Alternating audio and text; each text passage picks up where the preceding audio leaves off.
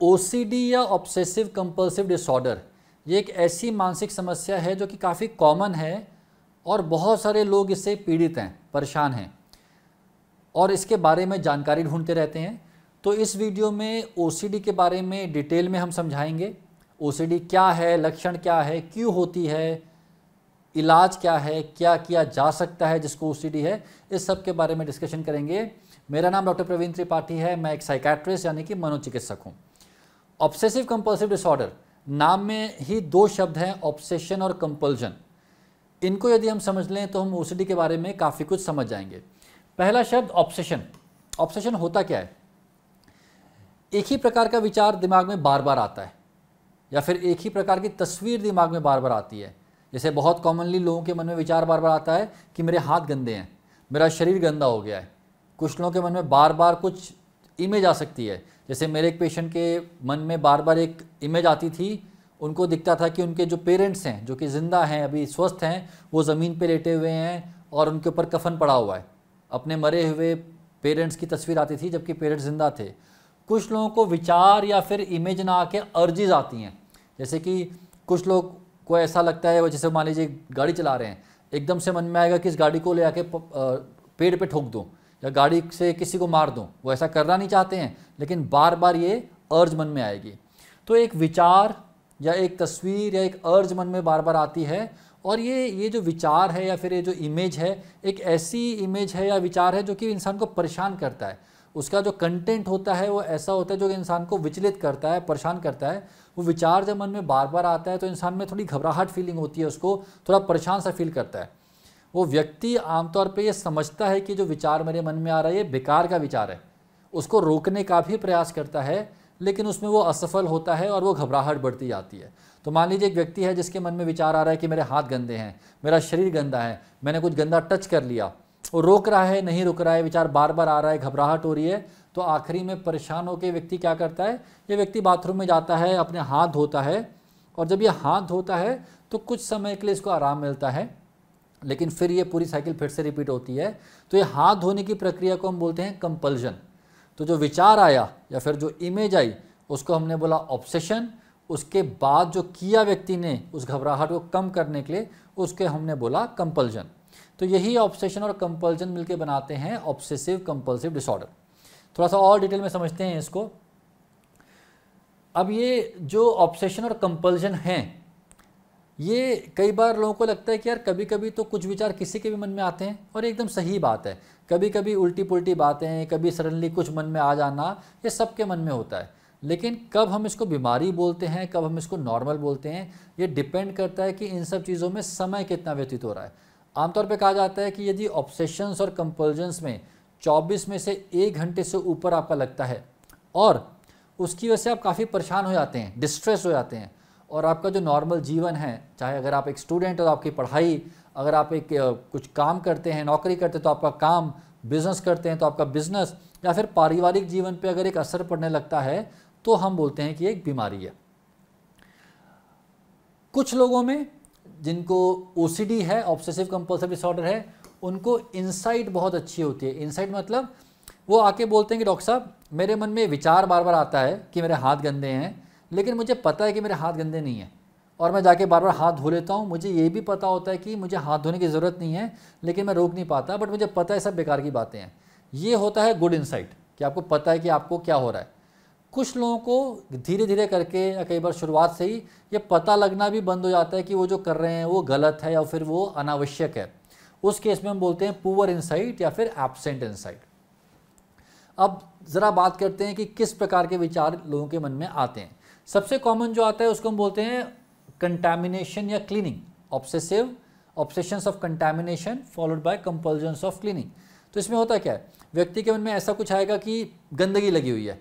कुछ लोगों को लगेगा कि मेरे हाथ गंदे हैं, कुछ लोगों को लगेगा कि धूल लग गई मेरे हाथ में, कुछ लोगों को लगेगा जैसे कि फीकल मैटर या पेशाब या फिर टॉयलेट उनके हाथ में टच हो गया है।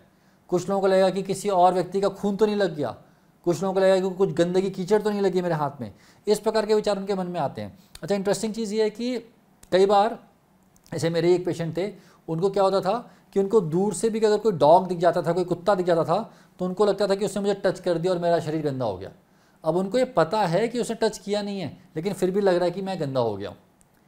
तो आमतौर पे टॉयलेट जाने के बाद, सुबह वॉशरूम जाने के बाद या कभी भी वॉशरूम जाने के बाद इन लोगों को लगता है कि ये बहुत गंदे हो गए हैं और बहुत परेशान हो जाते हैं। तो जब इस प्रकार के विचार मन में आते हैं तो साथ में एक और बात ये भी आती है कि मुझे कुछ हो ना जाए। या तो ये मन में आता है कि मेरी वजह से मेरे हाथ गंदे हैं, मेरा शरीर गंदा है, मुझे कुछ बीमारी ना हो जाए। या फिर कई बार ये भी आता है कि मेरी वजह से कोई परिवार वाले में कुछ बीमारी ना हो जाए क्योंकि मेरे शरीर में गंदगी आ गई है। और इनको ऐसा फील भी होता रहता है कि ये अनक्लीन है, ये साफ़ नहीं है। अब जब इस प्रकार के विचार उन्हें बार बार आएंगे, मन को परेशान करेंगे, घबराहट बढ़ेगी, तो फाइनली ये क्या करते हैं, ये जाके अपने हाथ धो लेते हैं। अब अक्सर लोग पेशेंट्स बताते हैं कि वो जब हाथ धोना शुरू करते हैं तो हाथ धोने के बाद भी उनको सेटिस्फेक्शन नहीं मिलता। वो एक बार धोते हैं, 2 बार धोते हैं, बट कई बार सेटिस्फेक्शन नहीं मिलता। वो तब तक हाथ धोते रहते हैं जब तक उनको फील ना हो जाए कि अब वो ठीक है। अब उनको फील होना 10 मिनट बाद के भी हो सकता है, आधे घंटे बाद भी हो सकता है। कई बार क्या होता है, ये लोग पेशेंट्स आते हैं टॉयलेट जाने के बाद इनको लगता है ये गंदे हो गए और फिर इनको हर बार नहाना पड़ता है। हर बार जब ये वॉशरूम यूज़ करते हैं, टॉयलेट जाते हैं या फिर यूरिनेशन के लिए आते हैं, इनको हर बार नहाना पड़ता है क्योंकि इनको फील होता है गंदे हो गए हैं। कुछ पेशेंट्स यहाँ तक करते हैं कि वो अपने कपड़े पूरे बदलते हैं। कुछ पेशेंट्स ये भी करते हैं कि वो कपड़े तो बदलते ही हैं, लेकिन वो कपड़े भी किसी और को नहीं धोने देते क्योंकि उनको लगता है कोई और धोएगा तो साफ़ नहीं होंगे। वो खुद अपने हाथ से कपड़े धोते हैं और अपने हाथ से ही सुखाते हैं, किसी को टच भी नहीं करने देते। तो कंपल्शन किसी भी लेवल तक जा सकता है। और जैसे कि मैंने बोला, ज़रूरी नहीं कि इनका हाथ किसी गंदगी पे लगे। अगर ये कई बार दूर से भी निकल गए तो भी इनके मन में आ जाएगा कि इनके हाथ गंदे हो गए हैं। कुछ लोग बोलते हैं कि वो जा रहे थे और जो कूड़ा उठाने वाले लोग होते हैं, जो कूड़ा उठा रहे होते हैं, उनके पास से गुजर गए तो इनको लगने लगा कि मेरा शरीर गंदा हो गया, जाके पूरा घर पे नहाए धोए साफ़ किया। कुछ लोगों को होता है कि मान लो कोई मेहमान आ गया और मेहमान आके किसी बिस्तर पे बैठ गया या सोफे पे बैठ गया, उस पर कुछ चादर बिछी हुई है, तो वो पूरी की पूरी चादर धोई जाएगी, पूरा ज़मीन धोई जाएगी, उस मेहमान ने जो जो दरवाजे छुए उसको धोआ जाएगा। तो ये खुद भी बहुत परेशान होते हैं और परिवार वाले भी बहुत परेशान होते हैं कि पूरे दिन भर ये सफाई चलती रहती है और अवॉइडेंस रहता है। ये बहुत सारी ऐसी जगहों पे जाते ही नहीं है जहाँ पे गंदगी के कुछ चांस है। जैसे कई बार हमारे क्लिनिक में पेशेंट आते हैं तो आके बैठते हैं, लेकिन टेबल पे हाथ नहीं रखते कि टेबल गंदा होगा। कई बार दरवाज़ों को नहीं छूते कि दरवाजे गंदे होंगे, या कई बार किसी और से बोलते हैं कि तुम दरवाज़ा खोलो और फिर वो अंदर घुसते हैं। लोगों से हाथ नहीं मिलाते। तो पूरा का पूरा जो व्यक्ति है और उसका जो परिवार है वो पूरा का पूरा इसी में फंस के रह जाता है कि क्या गंदा है और क्या धोना है। तो ये होता है कंटेमिनेशन और क्लीनिंग। एक दूसरा होता है, इसको हम बोलते हैं पैथोलॉजिकल डाउट और चेकिंग। इन लोगों को मन में शक आता रहता है कि इनकी वजह से कहीं कुछ गड़बड़ ना हो जाए। जैसे ये दरवाज़ा बंद करेंगे और इनको लगेगा कि दरवाज़ा बंद ठीक से हुआ नहीं, और फिर इनको डर लगेगा कि दरवाज़ा बंद नहीं हुआ तो कहीं कहीं रात में कोई घुस ना जाए। या फिर गैस है, गैस बंद करेंगे तो मन में आएगा कि गैस शायद बंद नहीं हुई, कहीं रात में गैस ना फैल जाए, आग ना लग जाए। मैंने एक पेशेंट देखे थे, वो क्या बोलते थे कि वो जब ईमेल टाइप करते थे तो उनको ईमेल टाइप करने के बाद लगता था कि कहीं उन्होंने ईमेल में कुछ गलत टाइप तो नहीं कर दिया। उनको लगता था कि कुछ गलत टाइप करके कुछ गलत बात लिख के अपने बॉस को भेज देंगे, उनको निकाल दिया जाएगा। तो इनको डाउट होता रहता है, और डाउट होता है तो ये लोग बार बार चेकिंग करते हैं। दरवाजे को बार बार चेक करेंगे कि बंद है कि नहीं है। एक बार नहीं, बार बार करेंगे। कई बार अपने परिवार वालों को बोलेंगे कि आप चेक करिए। गैस है तो गैस को बार बार चेक करेंगे, अपने परिवार वालों को बोलेंगे कि गैस चेक करिए। जो पेशेंट थे जिनको लगता था कि उन्होंने कुछ मेल गलत तो नहीं टाइप कर दिया, वो एक मेल को ही इतनी बार चेक करते थे कि वो उनका काम आगे बढ़ ही नहीं पाता था। मेरे एक पेशेंट ऐसे थे, उनको एग्जामिनेशन का फॉर्म जब भरना होता था तो उनको लगता था कि एग्जामिनेशन के फॉर्म को भरने में कुछ गलती कर देंगे तो फॉर्म भर ही नहीं पाते थे। वो एक ही फॉर्म को चेक करते रहते थे, बार बार चेक करते थे। तो ये है चेकिंग, जो कि इसमें कंपल्शन होती है। और ऐसी कई सारी चीज़ों को अवॉइड किया जाता है जहाँ पे इस प्रकार के विचार मन में आ सकते हैं। कुछ लोगों के मन में गलत विचार आते हैं सेक्स संबंधित, तो बड़े परेशान होते हैं पेशेंट्स। ये बेचारे बहुत दुखी होकर पेशेंट्स आते हैं और कई बार इनको बताने में भी बहुत शर्म आती है डॉक्टर को कि इनको हो क्या रहा है, क्योंकि उनके मन में चल रहा होता है कि यार ये कितने ख़राब लोग हैं कि इनको गलत विचार आ रहे हैं।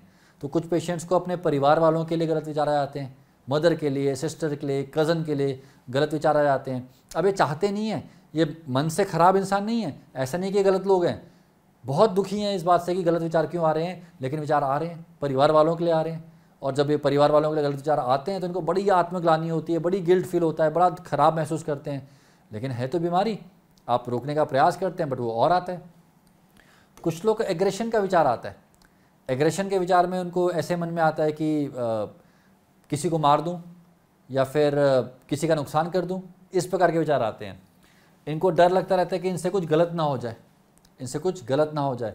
कई बार इनको लगता है कि इनसे पहले कभी कुछ गलत तो नहीं हो गया, और वो उसको भी चेक करते रहते हैं। कई लोगों से पूछते रहते हैं कि मैंने कुछ गलत तो नहीं कर दिया, मैंने कुछ गलत तो नहीं बोल दिया, मैंने कुछ गलत हरकत तो नहीं कर दी।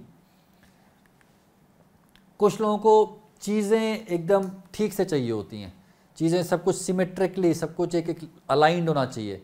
अगर सामान पड़ा है टेबल पे तो एकदम एक तरीके से व्यवस्थित तरीके से पड़ा हो। जब तक इनको वो ठीक तरीके से पड़ा हुआ नहीं दिखता तब तक ये नॉर्मल फील नहीं कर पाते, परेशान रह जाते हैं। चीज़ें परफेक्टली चाहिए, तो ये चीज़ों को बस ठीक करते रहते हैं, बार बार थोड़ा सा हिला देंगे, थोड़ा सा मूव कर देंगे। जब तक इनको अंदर से फीलिंग ना आ जाए कि अब सब ठीक है, तब तक ये मन को शांत नहीं कर पाते। कुछ लोगों को अपने शरीर को लेके होते हैं ऑब्सेशंस, उनके मन में शरीर को लेके आता है कहीं ये बीमारी तो नहीं हो गई, कहीं वो बीमारी तो नहीं हो गई, कहीं HIV एड्स तो नहीं हो गया, कहीं कैंसर तो नहीं हो गया। ऑल्दो ये वाला जो विचार है, बाकी बीमारियां, एक और बीमारी होती है जिसको हम बोलते हैं इलनेस एंग्जाइटी डिसऑर्डर, उसमें भी आता है, लेकिन ये OCD में भी आ सकता है। रिलीजियस OCD, रिलीजियस ऑब्सेशन, भगवान के लिए, अल्लाह के लिए, क्राइस्ट के लिए, जिस धर्म का व्यक्ति है उसको गलत विचार आते हैं। भगवान के बारे में गलत बातें कि भगवान को नुकसान कर दिया। कुछ लोगों को इस प्रकार के विचार आते हैं कि जो मूर्ति है उस पर कुछ गलत चीज़ कर दी, फ़ोटो पे गलत चीज़ कर दी, मंदिर के सामने से गुजरे तो गलत गया भगवान के लिए, मस्जिद के सामने से गुजरे तो अल्लाह के बारे में कुछ गलत विचार आ गया। ये जो चीज़ें मन में आती हैं इन लोगों के, इससे बहुत परेशान हो जाते हैं, क्योंकि इनको लगता है कि मैं कितना ख़राब इंसान हूँ कि ऊपर वाले के बारे में भी ख़राब विचार आ रहे हैं। तो फिर जब ऐसे विचार आते हैं तो कंपल्जन क्या होती है, ख़राब विचार आया और फिर मन में पूजा करनी शुरू कर दी, मन में हनुमान चालीसा पढ़नी शुरू कर दी, या फिर मन में जो भी जो होता है कुरान में जो लिखा होता है वो पढ़ना शुरू कर दिया। तो गलत विचार आया, फिर उसकी माफ़ी इस प्रकार से की।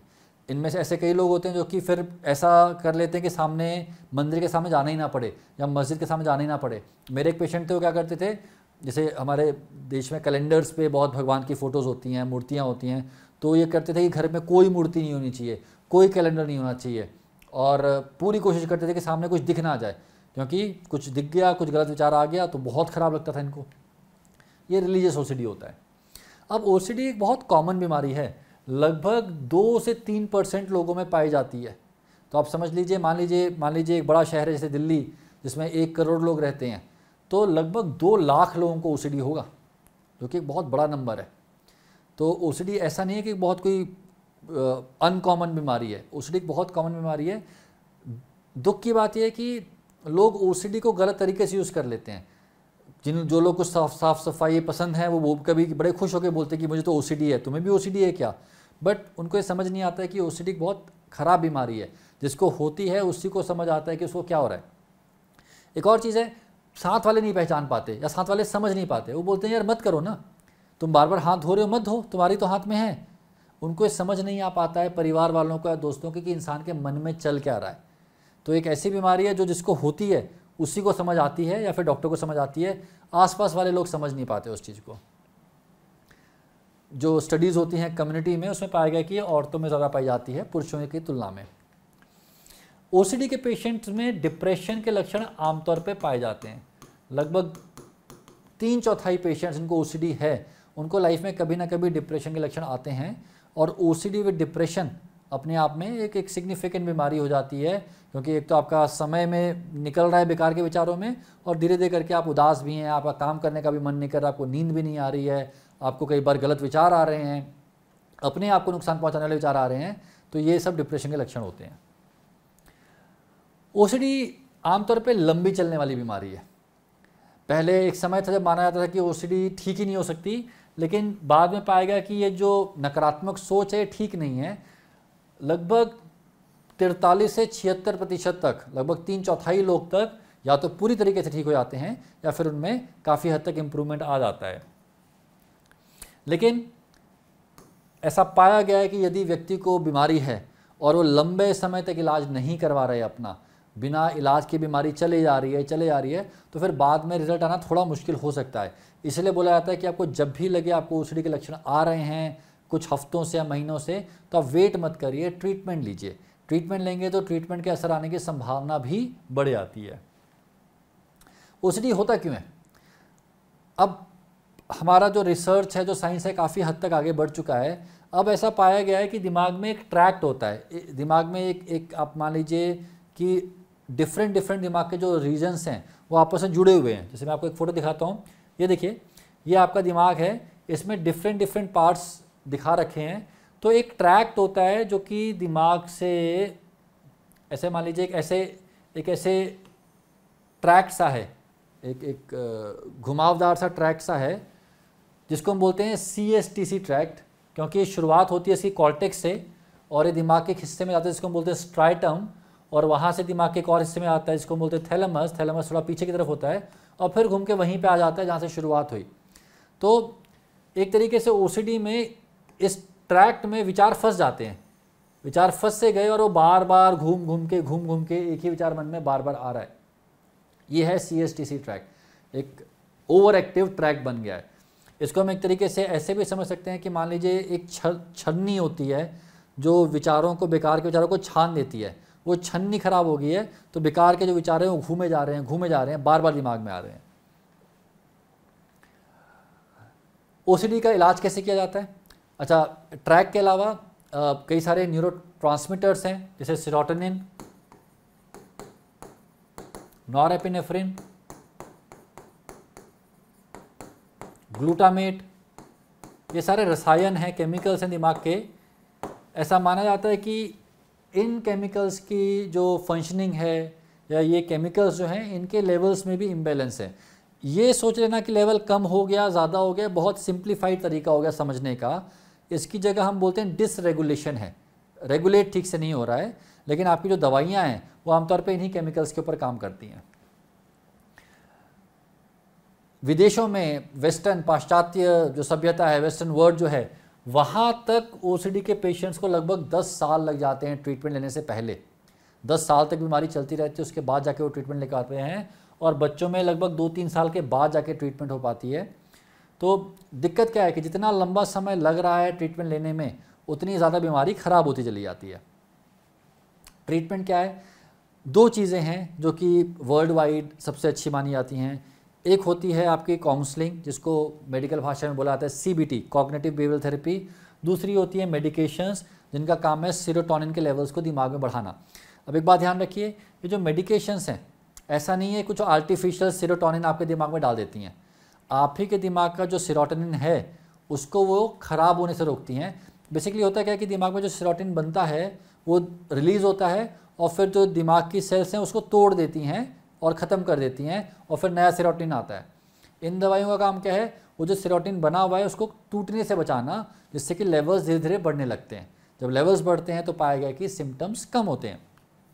तो सबसे अच्छा ट्रीटमेंट इन दोनों का माना जाता है कि एक दवाइयाँ इस्तेमाल की जाएँ और एक थेरेपी इस्तेमाल की जाए। कुछ लोगों में जिनमें लक्षण काफ़ी ज़्यादा हैं, उनमें ये बोला जाता है कि दोनों चीज़ों को साथ में इस्तेमाल करिए, दवाइयों का भी इस्तेमाल करिए, काउंसलिंग का भी इस्तेमाल करिए। या फिर काउंसलिंग जो है, जिसको हम ERP बोलते हैं, एक्सपोजर एंड रिस्पॉन्स प्रिवेंशन, उसमें मल्टीपल सेशंस होते हैं। बोला जाता है कि हफ्ते में कम से कम 1 सेशन करिए और कम से कम 4-5 महीने तक सेशन करिए। अब ऐसे बहुत सारे लोग होते हैं जो सेशंस के लिए आ नहीं पाते, या सेशंस को अफोर्ड नहीं कर पाते, या फिर वो ऐसी जगहों पर रहते हैं यहाँ पे सेशंस होते नहीं हैं। तो उन लोगों के लिए कई बार हम बोलते हैं कि आप दवाइयाँ का इस्तेमाल करिए। दवाई खाना आसान है, दवाई उतनी महंगी नहीं पड़ती, दवाई हर जगह अवेलेबल है। लेकिन कुछ लोग बोलते हैं कि मुझे दवाई खानी नहीं है, मुझे दवाई से डर लग रहा है, और दवाई के साइड इफ़ेक्ट के बारे में बात करेंगे। उन लोग बोलते हैं ठीक है आप काउंसलिंग कर लीजिए। तो दवाई का इलाज भी ठीक है, काउंसलिंग का इलाज भी ठीक है। ज़्यादा अच्छा इलाज दोनों को मिला के माना जाता है। अक्सर डॉक्टर्स क्या करते हैं कि शुरुआत में दवाइयों से शुरुआत करते हैं, क्योंकि कुछ आराम अगर पड़ जाए OCD में तो फिर इंसान उस हालत में पहुंच जाता है जहाँ पे वो काउंसलिंग में जो उसको सिखाया जा रहा है उसको कर पाए।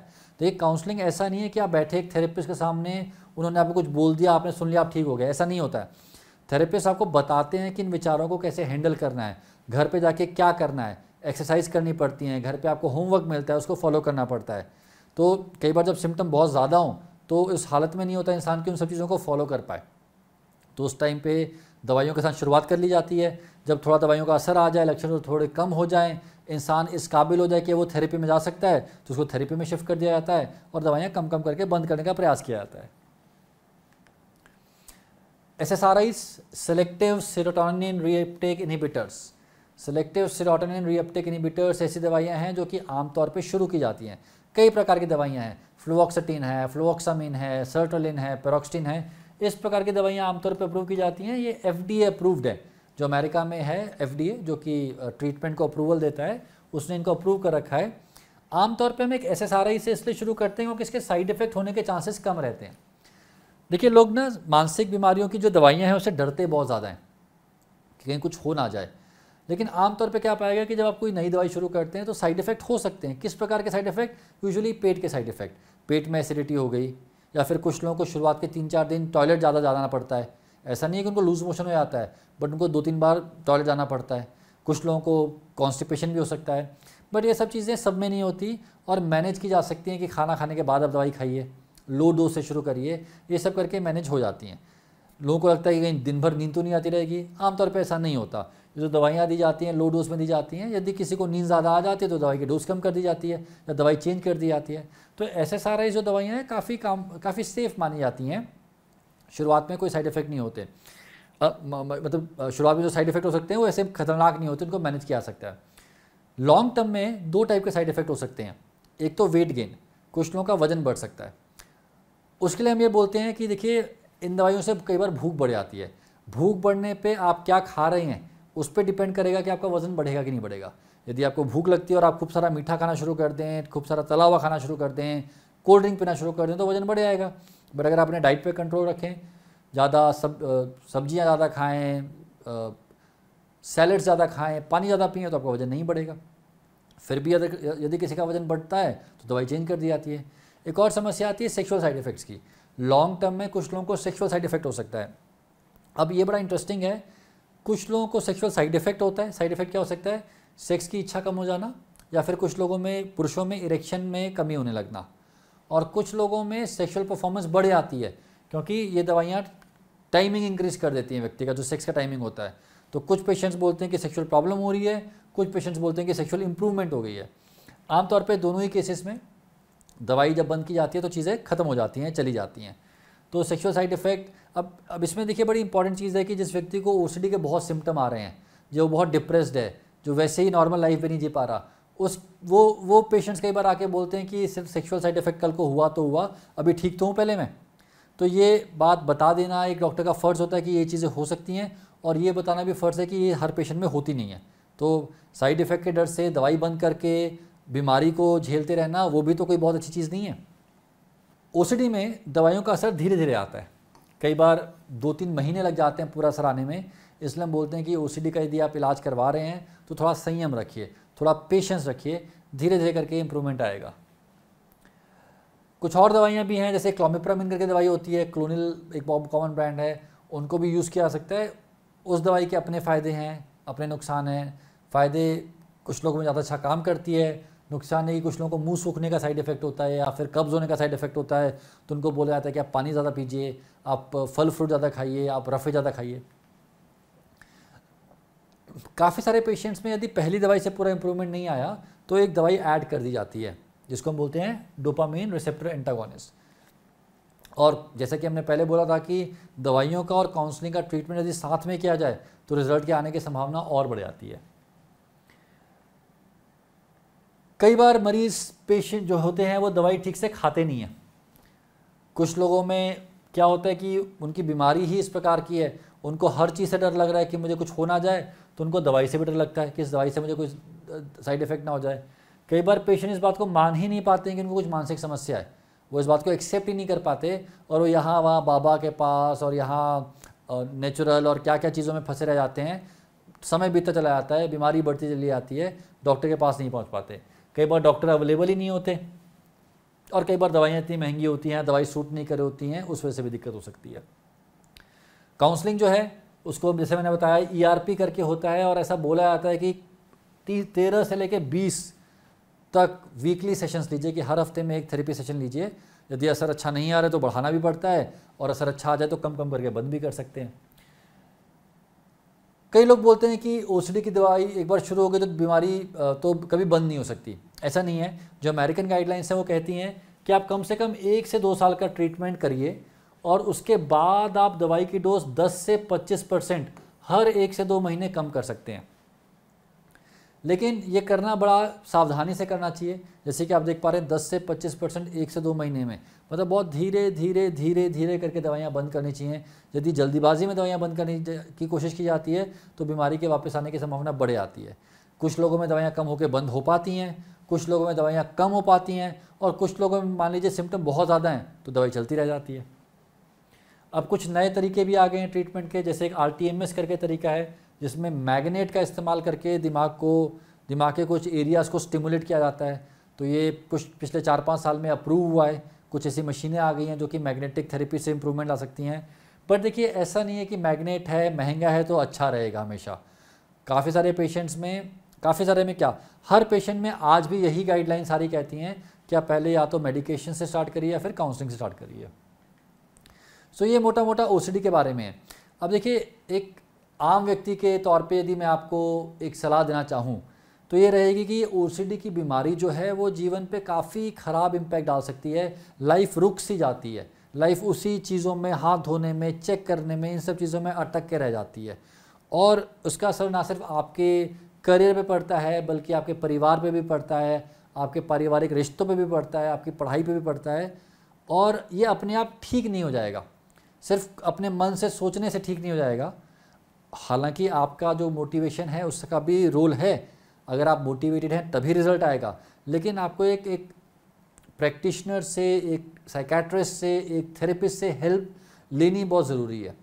साइड इफ़ेक्ट के नाम पे लोग बहुत ज़्यादा डरते हैं, उतने साइड इफ़ेक्ट देखे नहीं जाते, है ना। और मान लीजिए कुछ साइड इफ़ेक्ट होता भी है तो उसको मैनेज किया जाएगा। अब देखिए, अब मैं इस कमरे में खड़ा हूँ, मैं ये वीडियो बना रहा हूँ, मेरे सिर के ऊपर एक लाइट जल रही है, पीछे एक टीवी लगी हुई है। अब होने को तो इसमें भी आग लग सकती है, ऊपर भी आग लग सकती है, भूकंप भी आ सकता है। अब होने को तो कुछ भी हो सकता है। तो क्या टीवी इस्तेमाल करना बंद कर दूं? या हम सब फ़ोन इस्तेमाल करते हैं, फ़ोन में आग लग जाती है, तो क्या हम फ़ोन इस्तेमाल करना बंद कर दें? हमें ये सोचना पड़ेगा ना कि किसी से कितना फ़ायदा और कितना नुकसान है। तो अगर मेडिकेशंस आप ले रहे हैं, लो डोज से ले रहे हैं, धीरे धीरे चीज़ें बढ़ रही हैं, साइड इफ़ेक्ट अगर आपको नहीं हो रहे हैं तो फिर बिना बात के क्यों डरना। और यदि कोई साइड इफ़ेक्ट होता है, पेट में जलन होती है, कब्ज़ होता है, तो उसको देखा जाएगा, उसको ठीक किया जाएगा, उसके लिए डोज चेंज की जाएगी या दवाई चेंज की जाएगी। सिमिलरली काउंसलिंग भी एक अच्छा इलाज है। यदि आप दवाई नहीं चाहते तो आप काउंसलिंग पे जाइए, काउंसलिंग को ट्राई कर लीजिए, हो सकता है काउंसलिंग से ही फ़ायदा हो जाए। और यदि काउंसलिंग से फ़ायदा नहीं होता है तो भी आपके मन में क्लैरिटी तो आएगी कि अब आपको करना क्या है।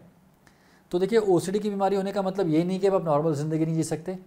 इंस्टाग्राम पे और यहाँ वहाँ अनसाइंटिफिक बातें करने वाले बहुत लोग बैठे हैं, राइट, जो बोलते हैं कि मुझे पता है कैसे ट्रीटमेंट होना है। लेकिन जो साइंस है, जिसको कि पूरी दुनिया में माना जाता है, उस पर ज़्यादा हमें विश्वास करना चाहिए, या फिर कोई एक व्यक्ति जो इंस्टाग्राम पे इन्फ्लुएंसर बन के बैठा है और बोल रहा है कि मुझे पता है, थेरेपी मत करो, मेडिसिन मत लो, मैं बताऊंगा वो करो।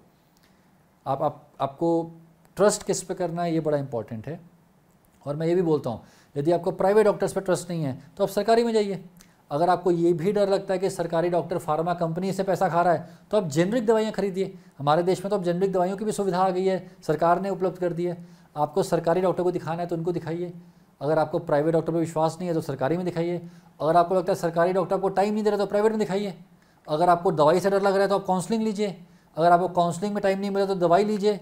अगर आपको लगता है कि सब कुछ फार्मा ने जाल बिछा रखा है, फार्मा कंपनीज ने, तो जेनरिक दवाइयाँ लीजिए। बट कुछ तो करिए। फाइनली आप सफ़र कर रहे हैं, फाइनली आपकी ज़िंदगी रुकी हुई है, तो फाइनली स्टेप आप ही को तो लेना पड़ेगा। तो यदि आपको या आपके किसी जानकार को ओसीडी की समस्या है तो प्लीज़ अपने जीवन के साल व्यर्थ मत करिए। इन चीज़ों का इलाज है, ये चीज़ें ठीक हो जाती हैं। कुछ लोगों में पूरी ठीक हो जाती हैं, कुछ लोगों में काफ़ी हद तक ठीक हो जाती हैं। ज़रूरत है एक स्टेप लेने की और एक डॉक्टर से मिलने की। तो प्लीज़ यदि आपको ऐसी समस्या है तो आप जिस भी शहर में रहते हैं उसके नियरेस्ट साइकेट्रिस्ट से मिलिए। उनकी टीम में आमतौर पर एक साइकोलॉजिस्ट भी होंगे और अपना इलाज शुरू करवाइए। धन्यवाद, शुक्रिया। अगर आपको डिप्रेशन की समस्या है तो आप डॉक्टर प्रवीण त्रिपाठी से सीख सकते हैं कि डिप्रेशन के पेशेंट्स में काउंसलिंग कैसे की जाती है और उन टेक्निक्स को यूज करके डिप्रेशन से बाहर निकलने की जर्नी को शुरू कर सकते हैं। स्क्रीन पर दिए कार्ड को क्लिक करें या फिर डिस्क्रिप्शन में दिए लिंक को क्लिक कर डॉक्टर प्रवीण त्रिपाठी के कोर्स में एनरोल करें।